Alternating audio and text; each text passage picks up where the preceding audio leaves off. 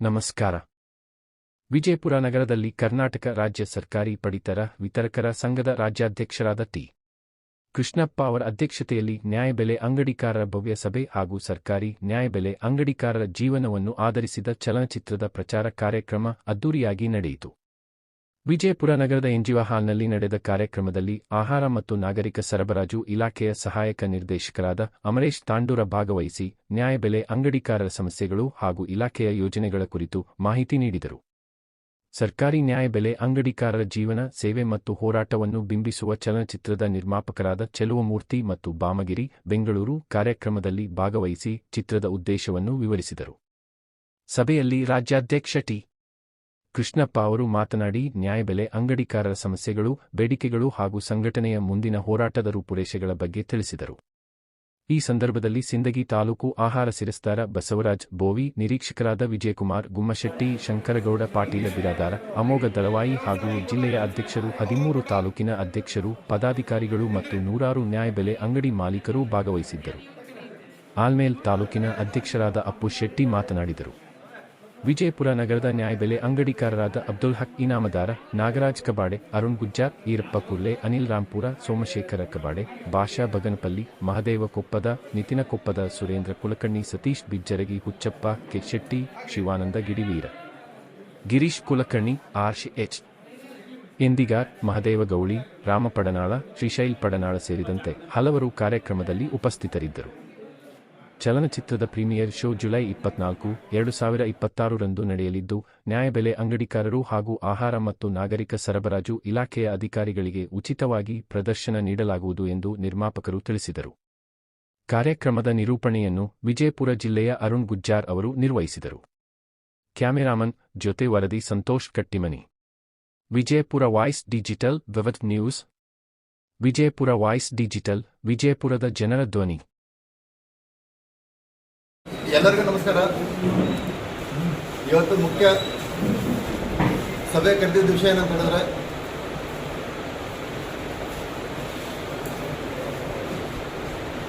ನಮ್ಮ ಹಸಿನರಾದ ಸನ್ಮಾನ್ಯ ರಾಜ್ಯಾಧ್ಯಕ್ಷರು ಟಿ. ಕೃಷ್ಣಪ್ಪ ಸಾಹೇಬರು ಅವರಿಗೆ ಈ ಸಭೆಗೆ ಸ್ವಾಗತ.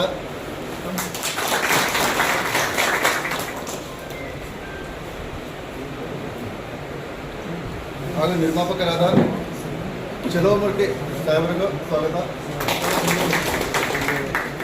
ಹಾಗೂ ಮತ್ತೊಬ್ಬರ ನಿರ್ಮಾಪಕರಾದ ಬಾಮಗಿರಿ ಸಾಹೇಬರಿಗೂ ಸ್ವಾಗತ. ಹಾಗೂ ನಮ್ಮ ಅಚ್ಚುಮೆಚ್ಚಿನ ಸಹಾಯಕ ನಿರ್ದೇಶಕರಾದ ತಾಂಡು ಸರ್ಗೂ ಸ್ವಾಗತ. ಹಾಗೂ ಗುಮ್ಮಶೆಟ್ಟಿ ಸಾಹೇಬರಿಗೂ ಸ್ವಾಗತ.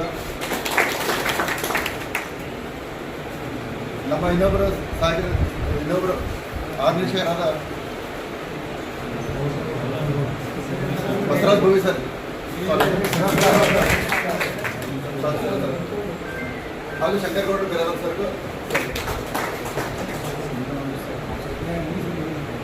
ಹಾಗೂ ನಮ್ಮ ಇನ್ನೊಬ್ಬರು ಸಾಹೇಬರು ಅವರಿಗೆ ಸ್ವಾಗತ.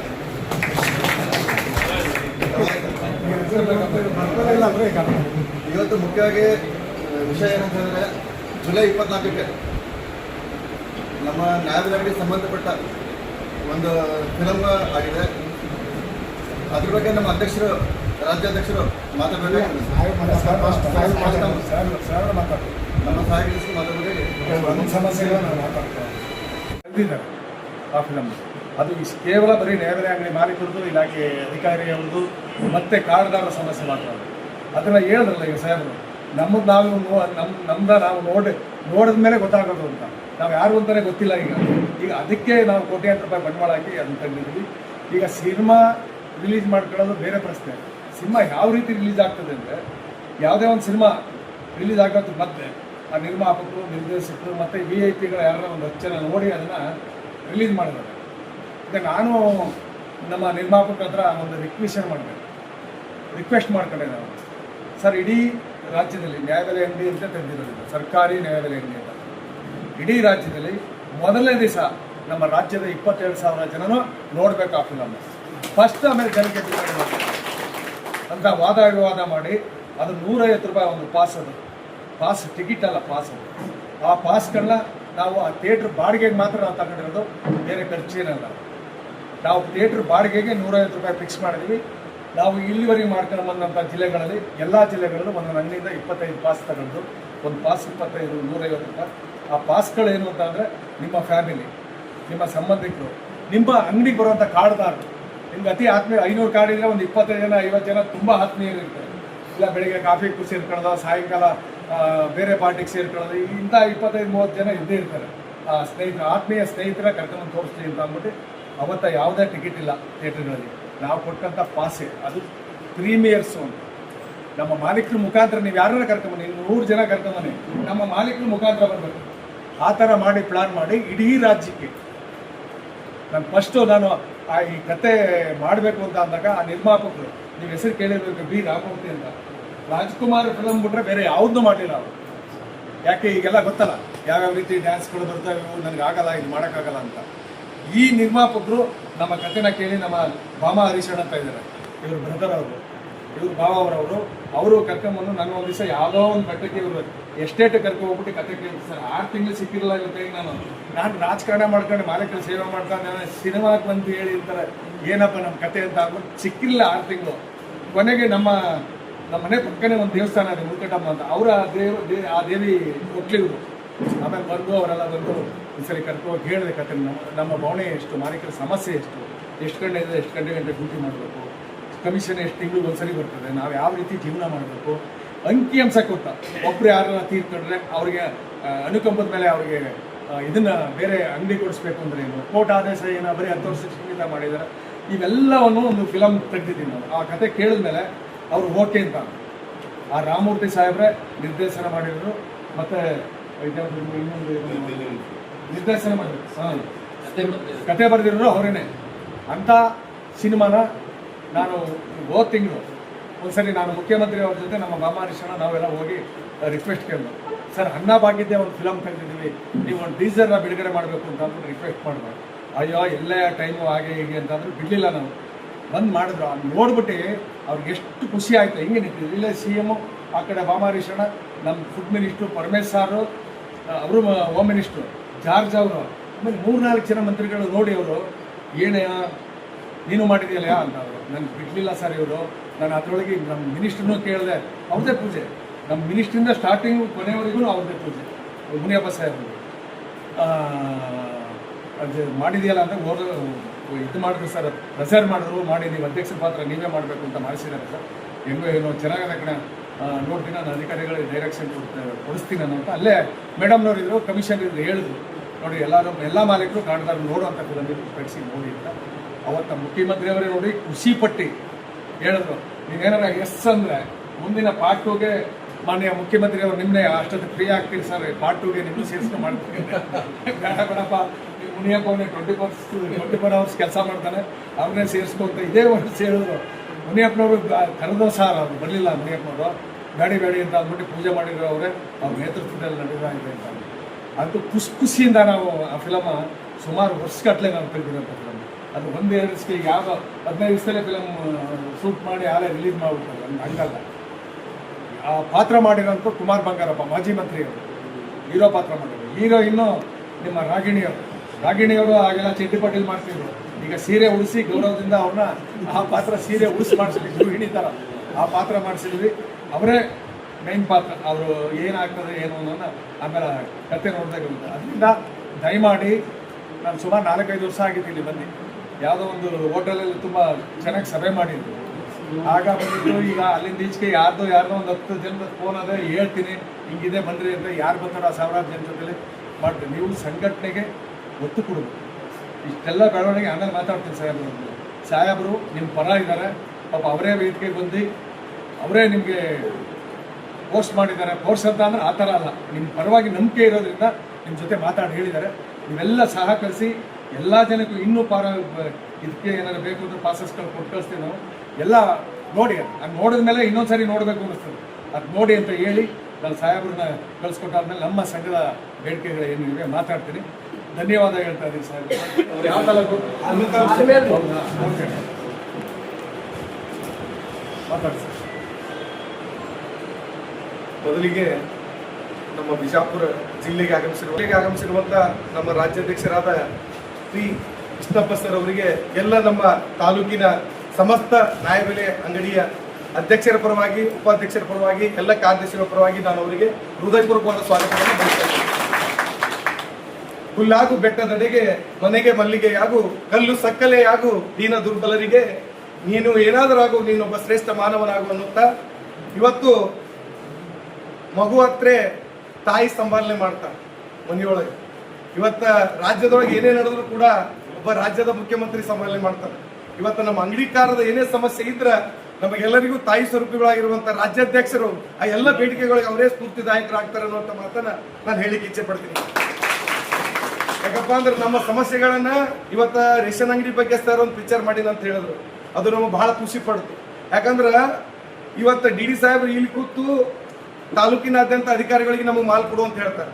ತಾಲೂಕಿನ ಅಧಿಕಾರಿಗಳೆಲ್ಲ ನಮಗೆ ಮಾಲ್ ಕೊಡ್ತಾರೆ. ಇಡೀ ತಿಂಗಳ ದಿನ ನಾವು ಮಾಲ್ ಹಂಚಬೇಕಾದ್ರೆ ಆ ಜನರಿಂದ ನಾವು ಯಾವ್ಯಾವ ಕಷ್ಟವನ್ನ ಅನುಭವಿಸ್ತೀವಿ ಅನ್ನುವಂಥದ್ದು ಆ ಚಿತ್ರದೊಳಗೆ ಬಂದದ ಅಂತ ಹೇಳಿದ್ರಲ್ಲ, ಅದು ಬಹಳ ಸಂತೋಷದಾಯಕ ವಿಚಾರ. ಯಾಕಂದ್ರೆ ಇಲ್ಲಿವರೆಗೂ ಕೂಡ ನನಗೆ ಇವತ್ತು 44 ವರ್ಷ ನಡೆದಾವ.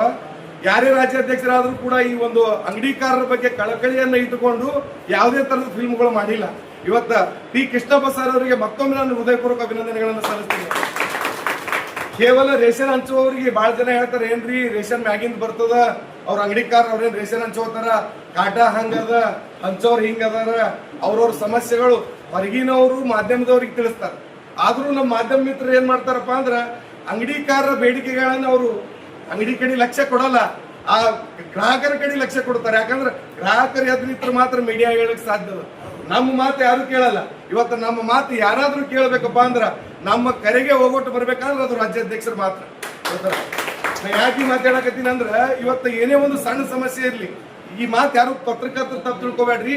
ಒಂದು ಸಣ್ಣ ಸಮಸ್ಯೆ ಆಗಿತ್ತಂದ್ರೆ ತಾವು ಯೂಟ್ಯೂಬ್ದೊಳಗೆ ರೆಕಾರ್ಡ್ ಮಾಡ್ತೀವಿ. ಅಧಿಕಾರಿಗಳು ನಮ್ಮ ಅಂಗಡಿಗೆ ವಿಸಿಟ್ ಮಾಡಿರ್ತಾರ. ವಿಸಿಟ್ ಮಾಡೋ ಸಂದರ್ಭದೊಳಗೆ ನಮ್ದು ಏನೋ ಒಂದು ಸ್ವಲ್ಪ ಒಂದು ಆಳು ಬರುದು ಒಂದು 10-15 ನಿಮಿಷ ವ್ಯತ್ಯಾಸ ಆಗಿರ್ತದ, ಇಲ್ಲ ಅಂಗಡಿ ತೆಗಿಲಿಕ್ಕೆ ಏನೋ ಒಂದು ಪ್ರಾಬ್ಲಮ್ ಆಗಿರ್ತದ, ಇಲ್ಲ ಆ ಓಣಿ ಒಳಗೆ ಒಂದು ಏನೋ ಸಣ್ಣ ಘಟನೆ ನಡೆದಿರ್ತದ. ಆ ಘಟನೆ ಇದ್ದ ಕಾಲಾಗ ನಾವು ಊರು ಹೊಂದ್ಕೊಂಡು ಹೋಗ್ಬೇಕಾಗಿರ್ತದೆ. ನಾವು ಊರೊಳಗೆ ಸಣ್ಣ ಸಮಸ್ಯೆ ಆಗ್ಲಿ, ಇವತ್ತು ಹಳ್ಳಿಗಾಡದೊಳಗೆ ನಾವು ರೇಷನ್ ಹಂಚ್ತಿರ್ತೀವಿ, ಆ ಊರೊಳಗೆ ಒಬ್ರು ಗೌಡ್ರು ಮಂತಂದೊಳಗೆ ನಿಧಾನ ಬಂದಿರಪ್ಪ ಅಂದ್ರೆ ನಾವು ಅಂಗಡಿ ಮುಚ್ಚುವಂತ ಪರಿಸ್ಥಿತಿ ಇರ್ತದೆ. ಅಂತ ಪರಿಸ್ಥಿತಿ ಒಳಗೆ ಏನ್ ಮಾಡ್ತಾರೆ ಅಂದ್ರೆ ಮಾಧ್ಯಮದವರು ಇಲ್ಲೆಲ್ಲಾ ಅಂಗಡಿಗಳು ಬಂದ್ ಅದಾವ ಅಂತೇಳಿ ಫೋಟೋ ಹೊಡೆದು ಅಧಿಕಾರಿಗಳಿಗೆ ಕಳಿಸ್ತಾರೆ. ಯಾಕಂದ್ರೆ ನಮ್ಮ ನೋವು ನಮ್ಮ ಕಷ್ಟ ಅವ್ರಿಗೆ ಗೊತ್ತಿರಲ್ಲ. ನಾವು ಊರ್ ಜನರಿಗೆ ಹಿಡ್ಕೊಂಡು ರೇಷನ್ ಹಂಚ್ಬೇಕಾಗ್ತದೆ. ಕೆಲವೊಂದು ಸಂದರ್ಭದೊಳಗೆ ನಮ್ಮ ರೇಷನ್ದೊಳಗೂ ಕೂಡ ಚೀಲದೊಳಗೆ ಕಮ್ಮಿ ಮಾಲ್ ಬರ್ತಿರ್ತದೆ. ನಮ್ಗೆ ಇವತ್ತು ಸೋರಿಕೆ ಆಗಿರ್ತದ. ಚೀಲ ನೀವು ಇಲ್ಲಿ ಲೋಡ್ ಮಾಡ್ಬೇಕಾದ್ರೆ 50 kg ಅಂತ ಹೇಳಿ ಲೋಡ್ ಮಾಡಿಬಿಡ್ತಾರೆ ಸರ್. ಒಂದು ಕಟ್ಟ ಲೋಡ್ ಮಾಡ್ಬೇಕಾದ್ರೆ ಇವತ್ತು 100 ಚೀಲ ನಮ್ ಗಾಡಿ ಒಳಗೆ ಹೋಗೋದಂದ್ರೆ 100 ಚೀಲಿಗೆ 1 ಕಿಲೋ ಕಮ್ಮಿ ಅಂದ್ರೂ ನಮ್ಗೆ 10 ಕ್ವಿಂಟಲ್ ಮಾಲ್ ಕಂಬದ್ ಬರಿ ಮೇಡಮ್. ಅಂತ ಸಂದರ್ಭದೊಳಗೆ ನಾವು ಎಲ್ಲಾನು ಕಷ್ಟಗಳನ್ನ ನುಂಗಿ ಇವತ್ತು ಗ್ರಾಹಕರ ಜೊತೆ ಹೆಂಗಿರ್ತೀವಿ ಅಂದ್ರೆ ಬಹಳ ಒಡನಾಡಿಗಳಾಗಿ ಅವ್ರ ಜೊತೆ ಸಹಕಾರ ಕೊಡ್ತೀವಿ. ಏನೋ ಒಂದು ಸಿಟಿನೊಳಗೆ ಬಹಳ ತೊಂದರೆ ನಡೆದಿರ್ತದ, ಏನೋ ಗದ್ಲಿರ್ತದ, ಆ ಸಂದರ್ಭದೊಳಗೆ ಜನ ನಾವು ಆ ಕಡೆ ಸರಿ ಈ ಕಡೆ ಸರಿ ಅನ್ನುವಂತ ಮಾತುಗಳು ಕೂಡ ಬರ್ತಾವ. ಅಂತವ್ ಹೈಲೈಟ್ ಮಾಡುವಂತ ಸಣ್ಣ ಸಣ್ಣ ಮೀಡಿಯಾಗಳು ಇವತ್ತು ಬಹಳ ಉಟ್ಕೊಂಡಿದಾವ. ಇವತ್ತು ನಾ ರಾಜ್ಯಾಧ್ಯಕ್ಷರಿಗೆ ಒಂದು ವಿನಂತಿಯನ್ನು ಮಾಡ್ಕೋತೀನಿ, ತಾವು ಹೆಂಗ್ ನಮ್ಮ ಮೀಟಿಂಗ್ ತಗೊಂಡಿರಲ್ಲ ಹಂಗ ಎಲ್ಲ ಇವತ್ತು ಅಧಿಕಾರಿಗಳು ವೇದಿಕೆ ಮೇಲೆ ಇದ್ರು, ಅವರಿಗೂ ಕೂಡ ನೀವು ಹೇಳ್ಬೇಕು, ಇವರೆಲ್ಲ ನಿಮ್ಮ ಸಮಾನದೊಳಗೆ ಇಟ್ಕೊಂಡು ಇವ್ರ ಪ್ರೀತಿ ಬಾಂಧವ್ಯಕ್ಕೆ ನೀವು ಪಾತ್ರರಾಗಿ ಇವ್ರಿಗೆ ಪ್ರತಿಯೊಂದಕ್ಕೂ ಸಹಕಾರ ಕೊಡ್ಬೇಕು ಅನ್ನುವಂತ ಮಾತು ತಾವು ಅಧ್ಯಕ್ಷರು ತಾವು ಈ ಮಾತನ್ನು ಹೇಳಬೇಕಾಗಿ ತಮ್ಮಲ್ಲಿ ವಿನಂತಿಯನ್ನು ಮಾಡ್ತಾರೆ. ಇವತ್ತ ಒಮ್ಮೆ ಹುಟ್ಟಿದ ಮಗು ನಡ್ಲಿಕ್ಕಂತೂ ಸಾಧ್ಯ ಇಲ್ಲ. ನಾವೆಲ್ಲ ಅಂಗಡಿಕಾರ ಕೆಲವು ಜನ ಹೊಸದಾಗಿ ಅಂಗಡಿಗಳು ತೊಗೊಂಡಿರ್ತೀವಿ, ಕೆಲವು ಜನ ಇಂಥ ಹಿರಿಯರ್ ಅದಾರ, ಇವ್ರು 3 ತಲೆ ನೋಡ್ಯಾರ ಅಂಗಡಿಗಳು. ಅವ್ರು ಹಿರಿಯರಿಗೆ ಹೆಂಗ ಅನ್ನೋದು ಊರಿಗೆ ಗೊತ್ತಿರ್ತದ. ನಾವೇನ್ ಮಾಡ್ತಿರ್ತೀವಿ, ಹೊಸದಾಗಿ ಅಂಗಡಿ ತೊಗೊಂಡವ್ರಿಗೆ ಕೆಲವೊಂದು ಗೊತ್ತಿರಲ್ಲ. ನಮಗೆ ಸಂದರ್ಭಕ್ಕೆ ಅಂಗಡಿ 7ಕ್ಕೆ ತೆಗೆದು 7ವರೆಗೆ ತೆಗೆದಿರ್ತೀವಿ, ಏನೋ ಪ್ರಾಬ್ಲಮ್ ಇರ್ತದೆ. ಕೆಲವೊಂದು ಮಾಲ್ನೊಳಗೆ ಇವ್ರು ಮಾಲ್ನಲ್ಲಿ ಲೋಡ್ ಮಾಡೋ ಟೈಮ್ದಾಗ ಅವ್ರಿಗೆ ಅಧಿಕಾರಿಗಳಿಗೂ ಗೊತ್ತಿರಲ್ಲ. ಚೀಲ ಹೊಂದು ಕಳಿಸಿರ್ತಾರೆ ಸರ್, ಅದ್ರೊಳಗೆ ಕೆಲವೊಂದು ಚೀಲಗಳು ಸರಿ ಬಂದಿರೋದಿಲ್ಲ.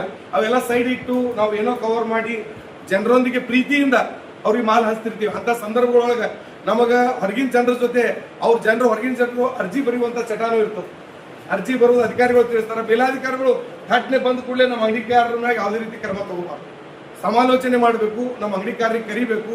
ಫಸ್ಟ್ ಪ್ರತಿ ತಿಂಗಳಿಗೊಮ್ಮೆ ಅಂಗಡಿಕಾರರಿಗೆ ಕರೆದು ಅಂಗಡಿಕಾರರ ಒಂದು ಆಗುವಗಳನ್ನು ವಿಚಾರಿಸುವಂತ ಹೇಳ್ತಾರೆ. ಹಾಗೂ ವೇದಿಕೆಯಲ್ಲಿ ಎಲ್ಲ ಗಣ್ಯರು ಹಾಗೂ ನಮ್ಮ ಜೊತೆಯಲ್ಲಿ ಬಂದಿರುವಂಥ ಚಲನಚಿತ್ರ ನಿರ್ಮಾಪಕರಾದಂಥ ತೇಜಮೂರ್ತಿ ಅವರೇ, ಇನ್ನೊಬ್ಬರು ನಿರ್ಮಾಪಕರಾದಂಥ ಬಾಮ ಗಿರೀಶ್ ಸಾಹೇಬರು. ಇವತ್ತು ನಾನು ಪ್ರತಿ ವರ್ಷ ಒಂದೊಂದು ಸಾರಿ 2 ಸಾರಿ ಪ್ರತಿ ಜಿಲ್ಲೆಗೆ ಹೋಗ್ತೀನಿ. ಅಂದರೆ ನಿಮ್ಮ ಜಿಲ್ಲೆಯಲ್ಲಿ ಒಂದು ಸ್ವಲ್ಪ ಈ ಸಂಘಟನೆ ವಿಚಾರದಲ್ಲಿ ಒಂದು ಸ್ವಲ್ಪ ಪಾಸಿಟಿವ್ ಇಲ್ಲ. ಇಲ್ಲಿ ಯಾರ್ಯಾರು ಬಂದು ಹೋಗಿದ್ದಾರೆ ಅಂತ ಅದು ನಮ್ಗೆ ಸಂಬಂಧ ಇಲ್ಲ. ನಾವು ಹೇಳೋದಿಷ್ಟೇ, ಮಾಲೀಕರ ಪರ ಹಗಲು ರಾತ್ರಿ ದುಡಿಯೋಂಥ ಯಾರೇ ಆಗಲಿ, ತಾಲೂಕು ಅಧ್ಯಕ್ಷರಾಗಲಿ, ಜಿಲ್ಲಾಧ್ಯಕ್ಷರಾಗಲಿ, ರಾಜ್ಯಾಧ್ಯಕ್ಷರಾಗಲಿ, ರಾಷ್ಟ್ರದ ಅಧ್ಯಕ್ಷರಾಗಲಿ, ಮಾಲೀಕರ ಪರ ಕೆಲಸ ಮಾಡೋದು ಈ ಸಂಘದಲ್ಲಿ ಇರಬೇಕು. ಅದು ಒಂದು ಕಿವಿ ಮಾತನ್ನು ನಾನು ಹೇಳ್ತೀನಿ. ನನಗೆ ದಿವಸ ಸಾವಿರಾರು ಫೋನ್ ಬರ್ತದೆ, ಒಂದಲ್ಲ, ಎರಡಲ್ಲ, ಮೂರಲ್ಲ, 100-200 ಬರೋದೇ ಇಲ್ಲ. ನಾನು ಲಾಸ್ಟ್ ತಿಂಗಳು ಸರ್ವರ್ ಸಮಸ್ಯೆ ಆಗ್ತದೆ, 15 ದಿವಸ ವಿಧಾನಸೌಧಕ್ಕೆ ಬಂದಿಲ್ಲ, ಸವಾಲು ಹಾಕೊಂಡು ಕೂತ್ಕೊಂಡು. 29ನೇ ತಾರೀಕು ಒಂದು ಸ್ಟೇಟ್ಮೆಂಟ್ ಕೊಟ್ಟು ನೀವೆಲ್ಲ ಟಿ ವಿನಲ್ಲಿ ನೋಡಿರ್ಬೇಕು. ಬೆಳಿಗ್ಗೆ 6ರಿಂದ 8 ಗಂಟೆವರೆಗೆ ಸರಿಯಾಗಿ ಬರ್ತದೆ ಸರ್ವರು, ರಾತ್ರಿ 8ರಿಂದ 10 ಗಂಟೆಗಿಂತ ಸರಿಯಾಗಿ ಬರ್ತದೆ. ಮಧ್ಯದಲ್ಲಿ ಯಾಕೆ ಬರಲ್ಲ? ಇದು ಯಾರ ಪಾತ್ರ ಇದೆ? ಆ ಪಾತ್ರನ NIC ಅವ್ರನ್ನ ನಾನು ಒಂದು ಸರ್ವೆ ಮಾಡಿಸೋಣ. ಸರ್ವೆ ಅಂದರೆ ಆಡಿಟ್ ಮಾಡಿಸೋಣ. ನ್ಯಾಯಾಲಯ ಅಂಗಡಿ ಮಾಲೀಕರು ಹೇಳ್ತಾರೆ, ಏನಾದ್ರು ಸರ್ ಇದು ಮಾಡಿದ್ರೆ ಇಲಾಖೆ ಅಧಿಕಾರಿಗಳು, ನಿಮ್ಮದು ಲ್ಯಾಪ್ಟಾಪ್ ಸರಿ ಇಲ್ಲಪ್ಪ, ಹಿಂದೆ ಇದು ಲ್ಯಾಪ್ಟಾಪ್ ಸರಿ ಇಲ್ಲ, ಹೊಸದು ಹಾಕೊಳ್ಳಿ, ಅದು ಇದು ಯಾವುದೋ ಇನ್ನೊಂದು ಯಾವುದೋ ಇರ್ತದೆ ಅದನ್ನ ಹಾಕೊಳ್ಳಿ, ಏನೇನೋ ಹೇಳ್ತಾರೆ ಕತೆ. 6ರಿಂದ 8 ಗಂಟೆ ಅದೇ ಸರ್ವರು, ಅದೇ ಲ್ಯಾಪ್ಟಾಪು, ಅದರಲ್ಲೇ ಮಾಡಿರ್ತೀವಿ. ಸಮಸ್ಯೆ ಬಂದಾಗ ಅದು ಚೇಂಜ್ ಮಾಡಿರಿ ಅನ್ನೋದು ಇದೆಲ್ಲ ಮಾಡ್ತಾ ಇರ್ತಾರೆ. 29ಕ್ಕೆ ಒಂದು ಸ್ಟೇಟ್ಮೆಂಟ್ ಕೊಟ್ಟೆ ಎಲ್ಲ ಟಿ ವಿ ಮಾಧ್ಯಮದ ಕರೆದಿ. ಲಾಸ್ಟ್ ಡೇ ಸುಮಾರು 19 ಲಕ್ಷ ಕಾರ್ಡಿನೂ ಪೆಂಡಿಂಗ್ ಇತ್ತು. ನಾವು 19 ಲಕ್ಷ ಕಾರ್ಡ್ದಾರರಿಗೆ ನಾವು ಒಂದು ಕುಟುಂಬದಲ್ಲಿ 5-10 ಜನ ಇರ್ತಾರೆ, ಅವ್ರ ಬೀದಿ ಬರಬೇಕಾಯ್ತು, ಅವ್ರು ತಿನ್ನ ಅನ್ನಕ್ಕೆ ಏನು ಮಾಡ್ತಾರೆ ಅಂತ ನಾನು ಹೋಗಿ ಸ್ಟೇಟ್ಮೆಂಟ್ ಕೊಟ್ಟು ಸರ್ಕಾರದ ವಿರುದ್ಧ. ನನ್ನ ಜೊತೆ ಸೆಕ್ರೆಟರಿ ಅವ್ರು ಚೆನ್ನಾಗಿದ್ದಾರೆ, ಕಮಿಷನ್ ಚೆನ್ನಾಗಿದ್ದಾರೆ, ಮಿನಿಸ್ಟ್ರಿ ಚೆನ್ನಾಗಿದ್ದಾರೆ, ನಾನು ಯಾವನೂ ಲೆಕ್ಕ ಮಾಡ್ಕೊಳ್ಳಿಲ್ಲ. ನಾನು ಏನು ಈ ರಾಜ್ಯದಲ್ಲಿ ಬಡಮಾಲಕ್ಕಿದಾರಲ್ಲ ಅವ್ರಿಗೆ ತೊಂದರೆ ಆಗೋದು. ಯಾವನ 200 ಕಾರ್ಡ್ ಮಡಗಿರ್ತಾನೆ, ಅವ್ರು ಬರೋ ಲಾಭಾಂಶ ಎಷ್ಟು? ದಿವಸ ಬಾಗಿಲು ತಗೊಂಡು ನಿಂತ್ಕೊಂಡು ಬರೋ ಕಾರ್ಡ್ದಾರ ಉತ್ತರ ಹೇಳೋಕ್ಕಾಗಲ್ಲ, ಮನಸ್ಸಿಗೆ ನೋವಾಗ್ತದೆ. ನಮ್ಗೆ ಊಟ ಮಾಡೋಕ್ಕೂ ಊಟ ಸೇರಲ್ಲ. ಅವರು ಯಾರೋ ಒಬ್ಬರು ಕಾರ್ಡ್ಗೆ ಇದಿಲ್ಲ, ಅಕ್ಕಿ ಇಲ್ಲ ಅಂತ ಬಿಸ್ತಲ್ಲಿ ಕೂತಿದ್ದಾಗ ಯಾರು ತಂಬರಲ್ಲ, ಇಲ್ಲಿ ಸರ್ವರ್ ಇಲ್ಲ ಅಂತ ಸಮಯದಲ್ಲಿ ಅವ್ರು ನೋಡೋಕ್ಕಾಗಲ್ಲ. ನಾನು ಎಷ್ಟೋ ದಿವಸ ತಿಂಡಿಗೆ ಅರೇಂಜ್ ಮಾಡಿಕೊಟ್ಟಿದ್ದೀನಿ. ನಾವು ದೇವ್ರು ಚೆನ್ನಾಗಿದ್ದೇನೆ, ಅದು ಬೇರೆ ಪರಿಸ್ಥಿತಿ.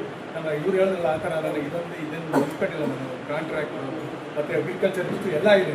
ನನಗೆ ಏನಪ್ಪ ನೀವೆಲ್ಲ ಬೇಡಿಕೆ ಇಟ್ಟು ನೀವು ಮಾಡಿ ಕೆಲಸನ ಅಂತ ಅಂದಿರೋದ್ರಿಂದ ಮಾಡ್ತಾ ಇದ್ದೀನಿ. ನಾನು ಮಾಡಿದಾಗ ನನ್ನನ್ನು ಅಧ್ಯಕ್ಷನ ಮಾಡಿದಾಗ ನೀವೆಲ್ಲ 19 ರೂಪಾಯಿ ಗೋಧಿಗಿತ್ತು, 21 ರೂಪಾಯಿ ಅಕ್ಕಿಗಿತ್ತು, 13 ರೂಪಾಯಿ ಸಕ್ಕರೆಗಿತ್ತು, ಸೀಮೆ ಎಣ್ಣೆ ಬರೀ 50 ಇತ್ತು, 50 ಪೈಸಾ ಲೀಟ್ರಿಗೆ ಲಾಭ ಇತ್ತು. ಇವತ್ತು ಚೀಲ ಸೇರಿಸಿ 190 ರೂಪಾಯಿ ಮಾಡಿಸಿದ್ದೀನಿ ಕಮಿಷನ್. ನನಗೆ ಆದಿಚುಂಚನದಲ್ಲಿ 2011ರಲ್ಲಿ ಯಡಿಯೂರಪ್ಪಾಜಿ ಅವರು ಮುಖ್ಯಮಂತ್ರಿ ಅವರು, ಆಗ ಯಡಿಯೂರಪ್ಪ ಮುಖ್ಯಮಂತ್ರಿ ಅವರು, ಶೋಭಾ ಕರಂದ್ಲಾಜೆ ಆಹಾರ ಸಚಿವರು, ಆಗ ಇದ್ದದ್ದು 21 ರೂಪಾಯಿ, 23 ರೂಪಾಯಿ, ಒಂದು ಸ್ವಲ್ಪ 2 ರೂಪಾಯಿ ಜಾಸ್ತಿ ಆಗಿದ್ದಾಗ. ಅವತ್ತು ನಾನು ಸುಮಾರು 5ರಿಂದ 6 ಜನ ಈ ಚುಂಚನಗಿರಿ, ಆದಿಚುಂಚನಗಿರಿ ಕ್ಷೇತ್ರದಲ್ಲಿ ನಾನು ಸಭೆ ಕರೆದೆ. ಎಲ್ಲ ಬಂದಿದ್ದು, 16 ರಾಜ್ಯದವರು ಬಂದಿದ್ದು. ನಮ್ಮ ಮಾಲೀಕರು ಒಂದು ಸಭೆ ಮಾಡಿ ಹೇಳಿದೆ ನನಗೆ, ಮನೆ ಮುಖ್ಯಮಂತ್ರಿ ಅವರು, ಶೋಭಾ ಮೇಡಮ್ ಅವರು ಇಲ್ಲಿ ಬರಬೇಕಾಯಿತು, ಬರಲಿಲ್ಲ, ನಮ್ಮ ಶಕ್ತಿ ಏನು ಅಂತ ಮುಂದಿನ ಚುನಾವಣೆಯಲ್ಲಿ ಅವರಿಗೆ ತೋರಿಸ್ಬೇಕು ಸರ್ಕಾರಕ್ಕೆ ಅಂತ ಎಚ್ಚರಿಕೆ ಕೊಟ್ಟಿದ್ದಾರೆ. ಇದೇ ನಿರ್ಮಲಾನಂದ ಸ್ವಾಮೀಜಿ ಅವರು ಬಂದು ಕೂತಿದ್ದಾರೆ, ಅವ್ರದ್ದೇ ಇದು ಉದ್ಘಾಟನಾ ಸಂಬಂಧ. ಅಷ್ಟು ಎಚ್ಚರಿಕೆ ಕೊಟ್ಟೆ ನಾನು. ಎಚ್ಚರಿಕೆ ಕೊಟ್ಟಾದ ಮೇಲೆ ಯಾರು ಮಾಹಿತಿ ಇವತ್ತೇ ಗೊತ್ತಿಲ್ಲ, MM ಪ್ರಸಾದ್ ಅಂತ ಅಂದ್ಬಿಟ್ಟು ಕಮಿಷನರ್ ಆಗ, ಈಗ ನಮ್ಮ ಸೆಕ್ರೆಟರಿ ಆಗಿದ್ದೀನಿ ಸಂಧಿಸ್ತಾರೆ. ಅವರು ಉತ್ತರ ಕರ್ನಾಟಕದವರ, ಯಾರೋ ಒಬ್ಬರು ಬಿಡಿ ಜೊತೆಯವರು ಮೊಮ್ಮಗನ ಏನೋ ಇರ್ಬೇಕು ಅವರು ಒಳ್ಳೆ ಆಫೀಸರ್ ಬಂದರು. ಅಲ್ಲಿಂದ ಬಂದು ಕುತ್ಕೊಂಡು ಚರ್ಚೆ ಮಾಡಿ, ಇಲ್ಲ CM ಕರೆದಿದ್ದಾರೆ ಕೃಷ್ಣಪ್ಪ, ನೀವು ಯಾವುದು ಸ್ಟೇಟ್ಮೆಂಟ್ ಕೊಡಬೇಡಿ, ಬೆಳಗ್ಗೆ 10 ಗಂಟೆಗೆ ನೀವು ಮನೆ ಕರೆದಿದ್ದಾರೆ, ಬನ್ನಿ ಕರ್ಕೊ ಹೋಗಿ. ಅವತ್ತ ಎಷ್ಟು ಏನು 6 ಕೋಟಿನೋ 7 ಕೋಟಿನೋ ಜಾಸ್ತಿ ಮಾಡಿದ್ರು. ನಮಗೆ ಕಮಿಷನ್ ಅಂತ ಕೊಟ್ಟಂಥ ಸರ್ಕಾರ ಯಡಿಯೂರಪ್ಪ ಸರ್ಕಾರ. ಫಸ್ಟ್ ತೋರಿಸಿದ್ದೆ ಅವರು. ಯಾವುದೇ ಪಾರ್ಟಿಲಿದೆ ಅವರಿಗೆ ಕೃತಜ್ಞತೆ ನಾನು ಹೇಳಲೇಬೇಕು. ನಾನು ಅವತ್ತಿಂದ ಕಮಿಷನ್ ಚಾಲನೆ ಆಯಿತು.